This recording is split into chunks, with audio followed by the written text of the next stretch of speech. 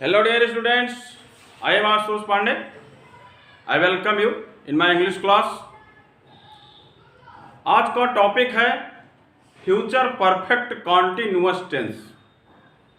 आज आपको बताया जाएगा किस तरह से हम फ्यूचर परफेक्ट कॉन्टिन्यूअस टेंस के हिंदी वाक्यों का अनुवाद अंग्रेजी में करेंगे।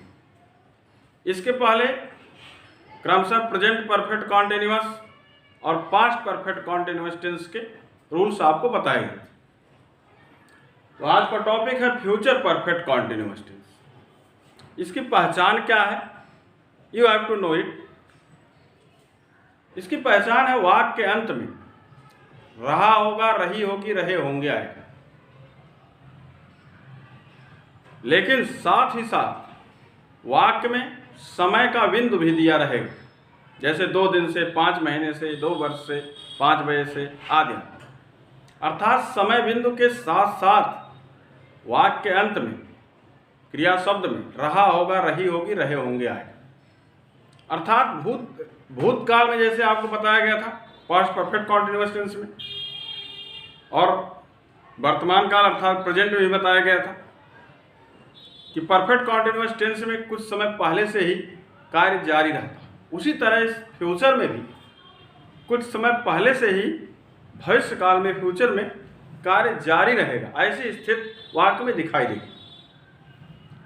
वाक्य में अनुवाद करते समय सिंस अथवा फॉर का यूज किया जाएगा, जैसा कि प्रेजेंट और पास्ट में आपको बताया गया था। जैसा कि यहाँ भी इंडिकेशन दिया गया है कि फॉर का प्रयोग पीरियड ऑफ टाइम के लिए, अनिश्चित समय के लिए, जैसे सेकंड, मिनट, घंटा, दिन, सप्ताह, महीना, वर्ष आदि संख्या के रूप में हो। इसी तरह सिंस पॉइंट ऑफ टाइम अर्थात निश्चित समय के लिए, जैसा कि आज, कल, कोई बजे समय हो, दिन के नाम हो, संडे, मंडे, महीनों के नाम जुलाई, अगस्त, सितंबर आदि, वर्ष के नाम हो, सुबह, शाम, दोपहर, रात आदि, ये निश्चित समय होते हैं, उनमें सिंस का यूज होगा। अर्थात जब वाक्य में से आता है, जैसे 2 बजे से, तो से की अंग्रेजी सिंस अथवा फॉर। तो निश्चित समय के लिए सिंस और अनिश्चित समय के लिए फॉर। कुछ टीचर्स कभी कभी बता देते हैं कि फ्यूचर टेंस में सिंस का यूज नहीं किया जाएगा, लेकिन ग्रामर में ऐसा कोई रूल नहीं, फॉर और सिंस का यूज करेंगे। अब हम शुरुआत करते हैं अफर्मेटिव से, सकारात्मक वाक्य से। जैसा कि ऑलरेडी आपको मालूम है कि फ्यूचर में विल अथवा शैल उसके हेल्पिंग वर्ब है, तो निश्चित रूप से फ्यूचर टेंस के किसी भी वाक्य में विल अथवा शैल का यूज होगा। अब परफेक्ट कॉन्टिन्यूअस टेंस होने के नाते उसके साथ हैव बीन का यूज किया जाएगा, यानी सब्जेक्ट अर्थात कर्ता, काम करने वाला अफर्मेटिव में। उसके बाद विल अथवा शैल, जैसा कि आपको मालूम होगा कि आई अथवा वी के साथ शैल का यूज किया जाता है, और सभी कर्ताओं के साथ, सभी सब्जेक्ट के साथ विल का यूज होता है। वैसे माना जाता है कि विल का प्रयोग किसी भी कर्ता के साथ कर सकते हैं, हम आई के साथ भी कर सकते हैं, वी के साथ भी कर सकते हैं, लेकिन शैल का प्रयोग ओनली आई और वी के साथ। उसके बाद आप विल शैल का प्रयोग करते हुए हैव बीन का यूज करेंगे। उसके बाद वर्ब का आईएनजी फॉर्म, रहा है, रही होने के नाते, रहा होगा, रही होगी होने के नाते, कॉन्टिन्यूअस होने के नाते आईएनजी फॉर्म का यूज करेंगे। उसके बाद क्रमशः ऑब्जेक्ट, कॉम्प्लीमेंट टू कॉम्प्लीमेंट। उसके बाद सिंस अथवा फॉर का यूज करते हुए टाइम को रख देंगे, अर्थात समय। जैसा कि यहाँ पर एग्जाम्पल है, रेखा की बहन 2 बजे से स्वेटर बुन रही होगी। यहाँ पर टाइम दिया और यहाँ अंत में रही होगी, तो क्लियर हो गया कि यह फ्यूचर परफेक्ट कॉन्टिन्यूअस टेंस का sentence. You have to translate this sentence into English following this formula. अब कह रहा सब्जेक्ट, तो रेखा की बहन यहाँ सब्जेक्ट है, Rekha's sister,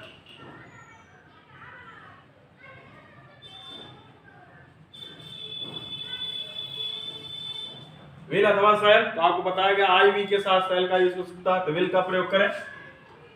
will, have been का यूज करें,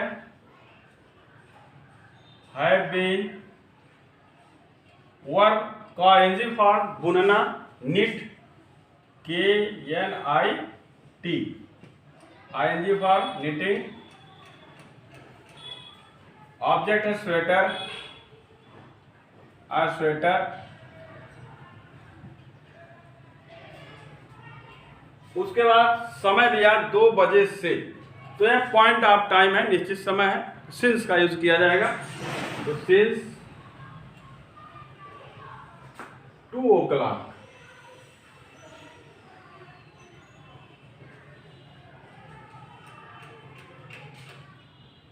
तो क्या Rekha sister will have been knitting a sweater since 2 o'clock, Rekha की बात 2 बजे से स्वेटर बुन रही होगी। सेकंड एग्जाम्पल है, हम इस स्थान पर 2 घंटे से बच्चों के बीच खेल रहे होंगे। Again you have to follow this formula to translate this sentence. पुनः हम सब्जेक्ट है, उसके बाद आप विल अथवा शैल का यूज करें। आपको बताया गया आई अथवा वी के साथ, दोनों के साथ शैल का यूज हो सकता है। आप विल का भी यूज करें तो गलत नहीं जाएगा। तो माना कि शैल का यूज किया, I shall have been,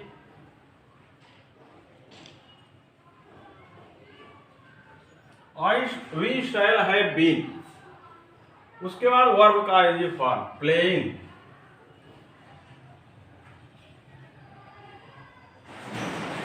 we shall have been playing है बच्चों के बीच।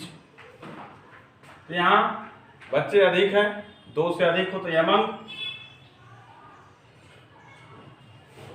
among the children,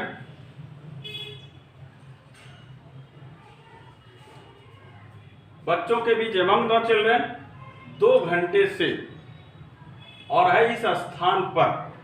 तो पहले आप इस स्थान पर ही लिख दें, ऑब्जेक्ट पूरा हो जाए। एट दिस प्लेस, उसका 2 घंटे से, period of time for 2 hours।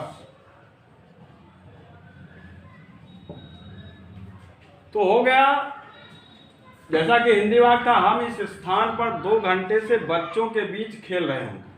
तो इंग्लिश हुआ, we shall have been playing among the children at this place for 2 hours। आप चाहते तो at this place among the children ऐसा भी लिख सकते हैं, और लास्ट में फॉर अथवा सिंस का प्रयोग करते हुए समय को रखना। यहाँ पर अनिश्चित समय था तो फॉर का यूज। इस तरह से आप ट्रांसलेशन करेंगे।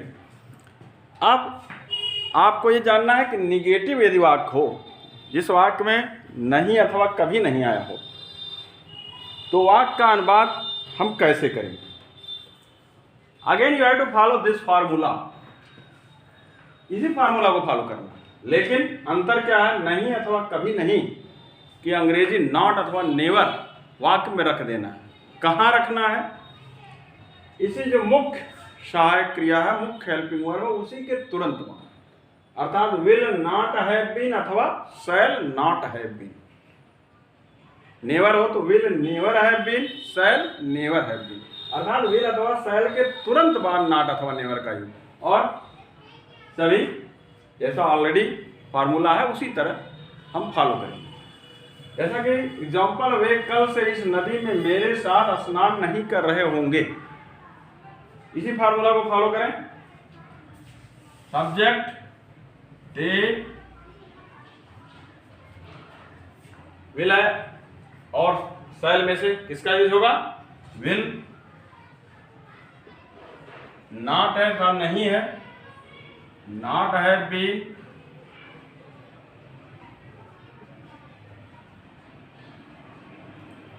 स्नान करना, बॉथिंग।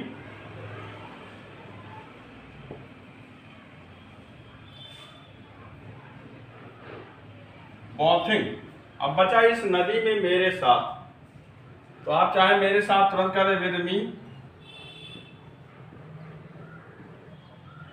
इस नदी में, इन दिस रिवर।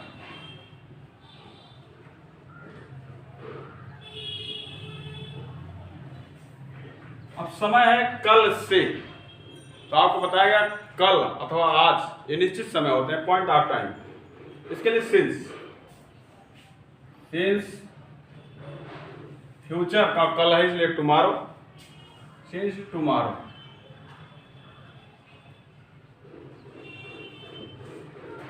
तो हो गया they will not have been bathing with me in this river, अथवा in this river with me, अर्थात चाहे विद मी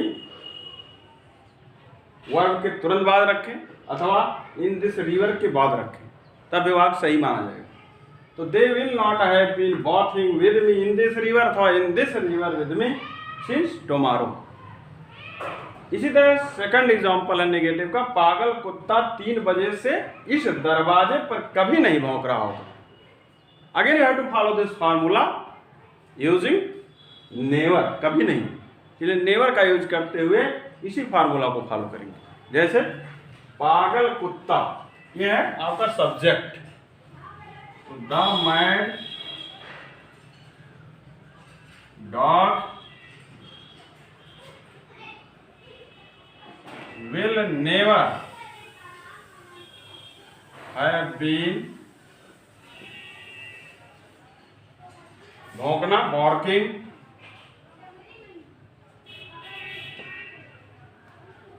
इस दरवाजे पर at this door,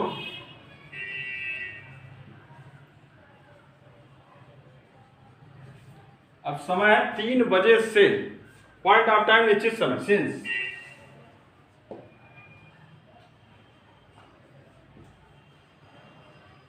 since 3 o'clock। तो होगा पागल कुत्ता 3 बजे से इस दरवाजे पर कभी नहीं भौंक रहा होगा। तो the mad dog will never have been barking at this door since 3 o'clock। इस तरह से अफर्मेटिव अथवा नेगेटिव वाक्यों का ट्रांसलेशन अंग्रेजी में करेंगे। आई होप आप समझ गए होंगे। अब आपको इंटरोगेटिव बताया जा रहा है, ध्यान से देखेंगे और सुनेंगे। इंटरोगेटिव सेंटेंस का अनुवाद हम कैसे करेंगे, you have to know it. सबसे पहले यदि वाक्य की शुरुआत क्या शब्द से, तो उस वाक्य का अनुवाद हम कैसे करेंगे ये आपको जानना। जैसा कि यदि वाक्य की शुरुआत क्या से, जैसे लिखा है क्या तुम 3 बजे से उसे हिंदी पढ़ा रहे हो, तो इसके लिए फॉर्मूला है क्या की अंग्रेजी तो रखेंगे नहीं व्हाट। यदि वाक्य की शुरुआत क्या से होती है तो व्हाट नहीं लिखा जाता, बल्कि उस वाक्य से संबंधित जो हेल्पिंग वर्ब होता है, मेन हेल्पिंग वर्ब, उसे सबसे पहले लिख देते हैं। तो उसी के अनुसार यहाँ पर फॉर्मूला लिखा है विल अथवा शैल प्लस सब्जेक्ट, उसके बाद हैव बीन वर्ब का एनजी फॉर्म, यानी हैव बीन हमेशा वर्ब के एनजी फॉर्म के जस्ट पहले, उसका टर्म्स ऑफ ऑब्जेक्ट कॉम्प्लीमेंट और सिंस फार का प्रयोग करते हुए टाइम रख देंगे। You have to follow this formula. जैसे है क्या तुम 3 बजे से उसे हिंदी पढ़ा रहे होगे, you have to follow this formula to translate this sentence. तो करता है तुम है, विल का यूज करें, विल यू, विल हो गया और सब्जेक्ट हो गया। अब हैव बीन का यूज करें, हैव बीन वर्ब का ing form teaching, object Hindi,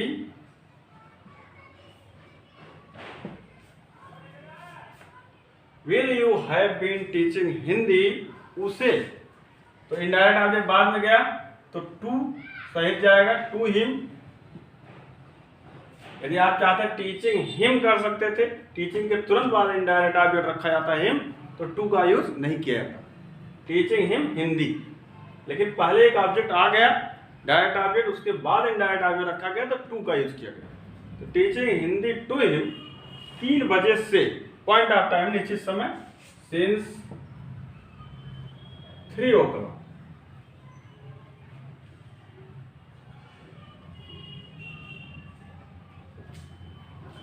क्या तुम 3 बजे से उसे हिंदी पढ़ा रहे होगे, will you have been teaching Hindi to him since 3 o'clock, अथवा teaching him Hindi since 3 o'clock। इस तरह से ट्रांसलेशन करेंगे। अब यदि प्रश्नवाचक शब्द वाक्य के बीच में हो जैसे कि यहाँ कब आया बीच में, तो क्या करेंगे?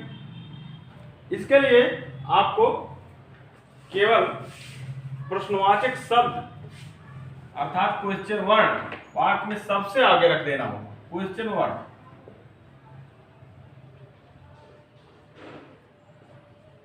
सबसे पहले क्वेश्चन वर्ड रखा जाए, उसके बाद विल अथवा शैल, और क्रमशः जैसा पहले का फार्मूला वही फॉलो करेंगे। सब्जेक्ट, हैव बीन, वर्ब का ing फॉर्म, ऑब्जेक्ट, सिंस अथवा फॉर, टाइम। तो क्वेश्चन वर्ड पहले रखा जाएगा। कब? व्हेन, विल अथवा शैल, तो यहाँ बच्चे है सब्जेक्ट, इसलिए will. When will subject the children,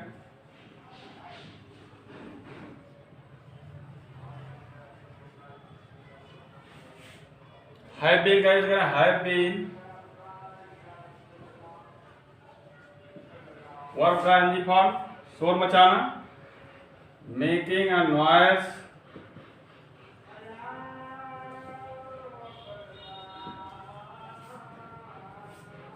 तो when will the children have been making a noise, object है हियर यहां। अब समय 3 दिनों से, तो अनिश्चित समय फॉर 3 days।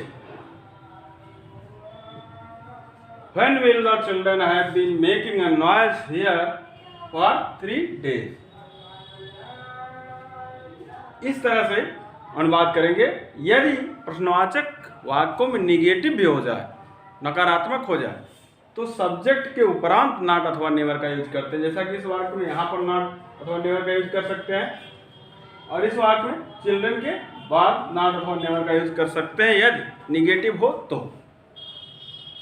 अब लास्ट है एग्जाम्पल, किसकी गाय 5 मिनट से हरी घास खा रही होगी। इसके पहले जब पास्ट परफेक्ट कॉन्टिन्यूअस और प्रेजेंट परफेक्ट कॉन्टिन्यूअस बताया जा रहा, तब बताया गया था कि यदि वाक्य में प्रश्नवाचक शब्द के स्थान पर किसकी अथवा किसका, कौन सा और कितना शब्द आ जाए, तो अनुवाद करते समय उस क्वेश्चन वर्ड के साथ साथ उसके साथ लिखा जाने वाला जो नाउन है अथवा जो लिखा गया नाउन है, उसकी भी अंग्रेजी साथ में ही रख देंगे। अर्थात किसकी गाय है तो किसकी गाय का अंग्रेजी एक साथ रखा जाएगा। कितने बच्चे यदि हो तो कितने और बच्चे दोनों की अंग्रेजी एक साथ रखा जाएगा। इस तरह से किसकी अथवा किसका अथवा कौन सा अथवा कितना, ऐसा हो तो उसके साथ नाउन भी साथ ही साथ रखते हैं। तो है किसकी गाय, इसको साथ में रखेंगे हुज काऊ, हुज काऊ, किसकी गाय। अब आप हेल्पिंग वर्ब का यूज करें, विल हैव बीन,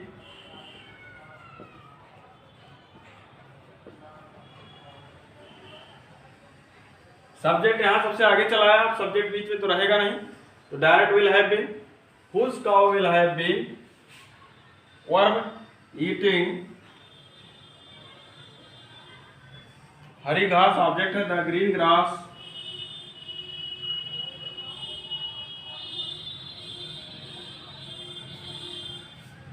हरी घास खा रही होगी 5 मिनट से, पीरियड ऑफ टाइम है फॉर 5 मिनट्स।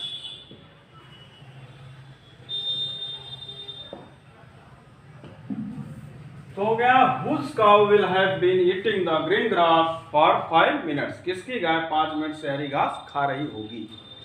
इस तरह से आपको अफर्मेटिव, नेगेटिव और इंट्रोगेटिव वाक्यों का अनुवाद करने का नियम बताया गया। आई होप आपके समझ में आया होगा।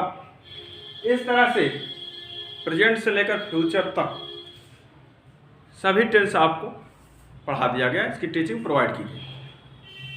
आप जिस भी टेंस से संबंधित आपको प्रॉब्लम होगी, आप competitive English by Ashutosh Pandey channel के माध्यम से जानकारी प्राप्त कर सकते हैं। यदि कोई प्रॉब्लम होगी तो फिर शेयर करेंगे आप।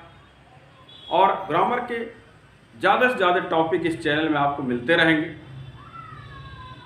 आपको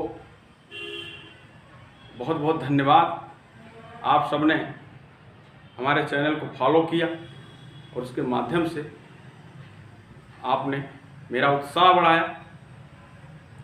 अब पुनः अगली कक्षा में कोई नया टॉपिक लेकर आपके सामने हाजिर होऊंगा। Thank you so much, bye.